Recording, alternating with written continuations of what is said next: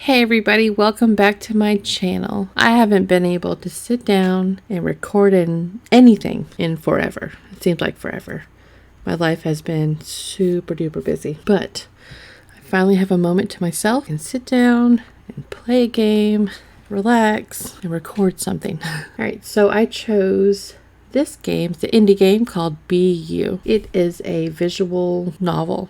I'll just basically be reading a story, but you can also choose some options in this to make it so when you choose things, it kind of changes the way the story goes. It's like one of those choose your own adventure books. If you guys ever read those back in the day, I read a lot of those. So it's basically what this is. Choose your own adventure video game. Really just reading you guys a story. And let's see how this goes. So let's go. Be You. Start. I stumble a lot when I read, so hopefully it's not too bad.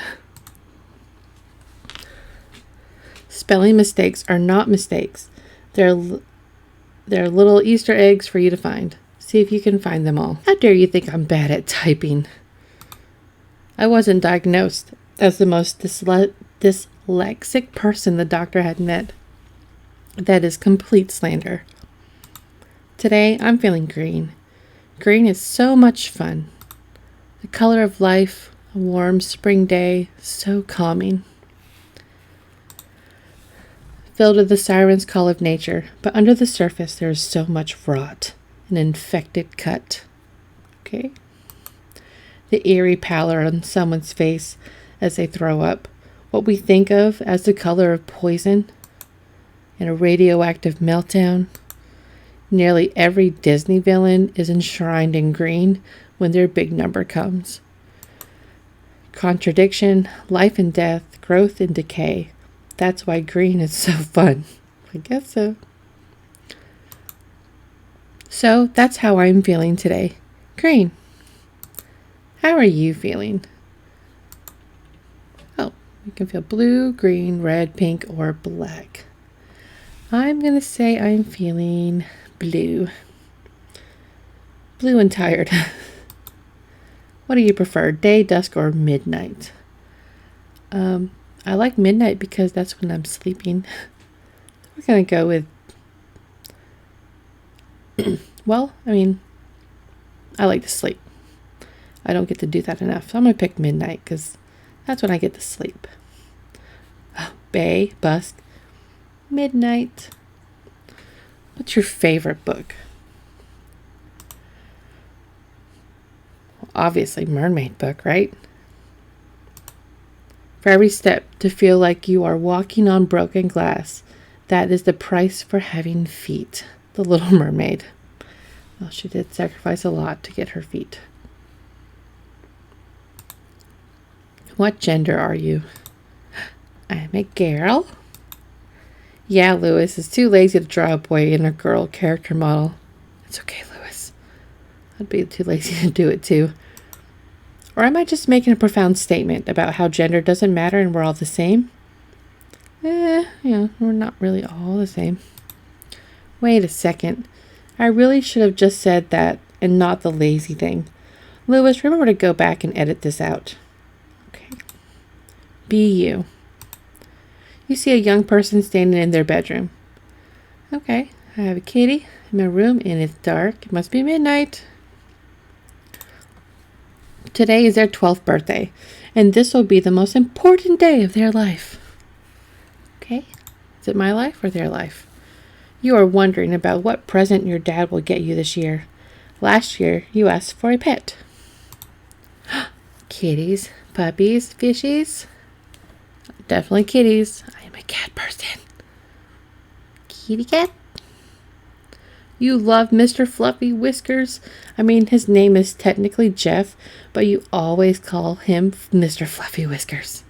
Is that him's? Is that him's, my Fluffy Whiskers? You love to hug and stroke him. Admittedly, Mr. Fluffy Whiskers doesn't feel the same. Judging by the amount of scratches all over your face and arms, but you love him all the same. It's okay, kitty. One day he'll accept your love, and it will be sweet. And it will. Jeff will love me, Mr. Fluffy Whiskers. How about some cereal to start the day? Yes, please. I love cereal. Alright, so we have gingerbread men, cereal, all natural cereal, or extreme nummy nuts with totally radical surprise. Well, I really do like gingerbread cookies, so I'm going to try that as a cereal. Let's see. Reminds me of Christmas. You really like that cereal. Awesome, I knew I would. Mainly because you enjoy pretending to be a giant and imagining the pleas of terror from your tiny victims as they're crushed by your mighty jaws. Oh, those poor gingerbread men. But the gingerbread genocide shall never end. A parcel's delivered. Oh, Amazon box. But you can understand why he has so much trouble with it. People put so much love and care into wrapping gifts. Did I miss something? Because that didn't make any sense. Not to mention how beautiful wrapping paper can be. All the sparkles and hearts. And not to mention when it's wrapped in a cute little bow. I can't bring myself to destroy that. Tear it off the present and thoughtlessly throw it in the bin. Wrapping paper is a beautiful gift all of its own. Alas, no one's coming to your birthday party. What? Why not? I'm sure there's some tragic reason for it, but in truth, Louis is a lazy piece of trash who can't be bothered to draw that many people. Oh, come on, Louis. Draw people for my party. Ooh, a package. It must be for your dad. Maybe you should open it for him. You know how much trouble he has with wrapping paper. The strange the strange parcel appears to open up by itself, as if otherworldly, ghostly hands were attempting to reveal what's inside. You have a creepy feeling up your spine, a mixture of fear and confusion, and then your legs start to walk towards the parcel. You didn't tell them to. You flail your arms around in a surprise, attempting to grab something to halt your progress. But there's nothing. You continue to walk forward like a wind-up toy till you're next to the package. You look down into it and only see a black abyss. And unceremoniously, you begin to tumble forward into that endless precipice. Precipice. What is a precipice? Precipice is, we are going to look this up, a very steep rock face or cliff, especially a tall one. So, I just tumbled into a very tall rock face or cliff. The more you know. You learn something new every day. The darkness all around feels suffocating. And then you're here. You don't know where here is, but you're definitely here. Oh my god, magical adventure. I've gone insane, or what the hell? Let's be positive. Oh my god, magical adventure. Okay, this is strange. You have vague memories of epic tales that start like this. Huh, like deja vu. Most of them end with a happy ending, but a lot of monsters get eaten up, and I don't really like that idea. Oh god. Is this the beginning of the fantastical story? I think it is. I'm sure everything can be sorted out reasonably. I know there's always some dark evil, but I'm sure there's a perfectly reasonable explanation. Like that Sauron guy. He probably just needed some eye drops. It's funny. There's no such thing as evil, just friends you haven't made yet. Oh, well there you go. Positive thinking. They're not evil. They're just not your friends yet.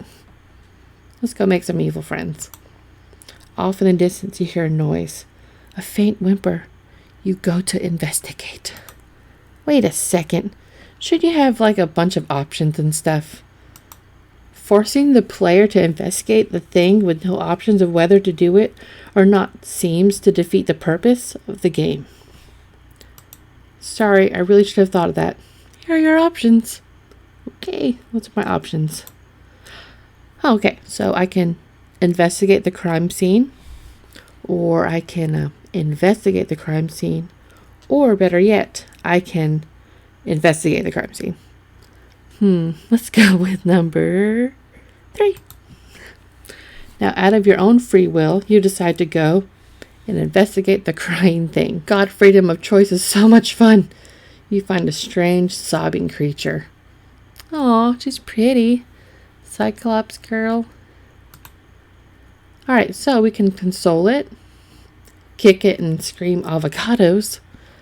or inspect the creature more closely? Well, I mean, obviously I'm pretty close. I'm gonna ask her if she's okay. Let's console it. Oh God, sweet pea, please, there's no need to cry. I'm here. I'm sorry, I don't know what's wrong. There are some things it can feel impossible to get over. But no matter how big it is, I promise you, I'm going to do my best to help. Wow, so nice. After the darkness comes a noise, a strange chirping, like a songbirds got stuck in the church organ. The strange creature begins to frantically back away, dragging itself across the ground with its hands. Its bottom half uselessly trailing behind it, like the end of some grotesque slug. Ugh. I'm probably gonna scream. You scream. You scream as hard as your little lungs can manage. Ah! If you manage to scream loud enough, you might get its attention and leave the little mud person alone. And this seems a better way than any. Look on the bright side. The more the creature tears you to pieces, the more you'll scream and the more the distraction to become.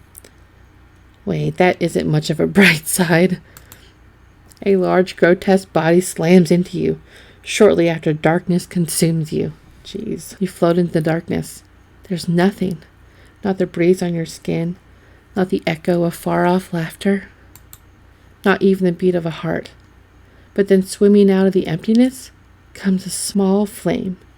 You are awake. You appear to be sitting next to a table with a small cake in front of you. You hear muffled words. Sorry it took so long for me to make the cake. Someone came around and I was a tad occupied. You must have dozed off while you were waiting. Oh, I kind of forgot. It's her birthday. Or my birthday. You hear these words, but somehow the words feel jumbled and faded. Your mind is rushing with the sheer insanity you just underwent. Was it a dream? If so, that's a massive cop-out. I mean, the worst writing convention the world's ever seen. But was it a dream? Da-da-da. I guess if Lewis can ever be bothered to make a sequel, you might find out. Suddenly, that faded voice comes back into focus. I'm sorry for keeping you waiting, but can you please blow the candle out? It's my birthday. You've been staring into the middle distance for like 12 minutes, and I do have company to attend to, you know. Gosh, I rushed my birthday blowout. Candle blowout. You look at the glimmering flame, and you wonder if anything you've just experienced matters. In the future, you will look back with pride or fear, or have simply forgotten. You breathe in deeply, and then, what will you be? 20 years into the future. All right, let's see what happens to me 20 years from now. Oh, you become a world-renowned psychologist. Awesome. Your deep understanding of fear and grief leading to therapies to save countless lives. Wow. Your book, You're a Piece of Shit and That's Okay, I Am Too, becomes a global bestseller. Your skills in psychology and therapy are so powerful that the world governments come together to send you back in time to use your therapy powers. I'm a time-traveling psychologist to de-racify the Nazis and make Genghis Khan chill the fuck out. All right, interesting. This game is dedicated to the memory of Ed Good and John Bain. If you enjoyed this game, please considering donating to your favorite cancer charity, Lewis. All right, well, thank you, Lewis. That was an interesting story. Short and sweet. All right, guys. Thank you guys so much for watching my video, and I will see you guys in the next video.